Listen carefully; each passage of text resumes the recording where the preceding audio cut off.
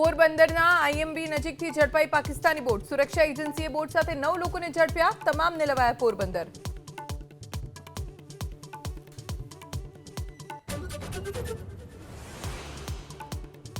કચ્છમાં રોડ બન્યા પહેલા ટોલ ટેક્સ વસૂલવાનું શરૂ. કુકમા અને વરસામેડી નજીક ટ્રાન્સપોર્ટર્સ લાલઘુમ.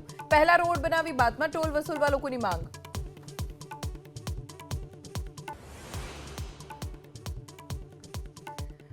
વડોદરામાં બાળકી સાથે શારીરિક અડપલા. સોમા તળાવ વિસ્તારમાં પતંગ ઉડાવતી વખતે યુવકે કર્યા અડપલા. પોલીસે નરાધમની કરી ધરપકડ.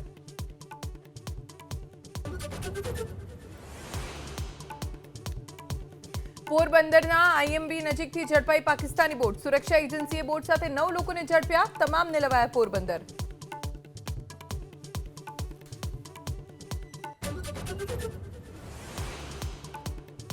કચ્છમાં રોડ બન્યા પહેલા ટોલ ટેક્સ વસૂલવાનું શરૂ. કુકમા અને વરસામેડી નજીક ટ્રાન્સપોર્ટર્સ લાલઘુમ. પહેલા રોડ બનાવી બાદમાં ટોલ વસૂલવા લોકોની માંગ.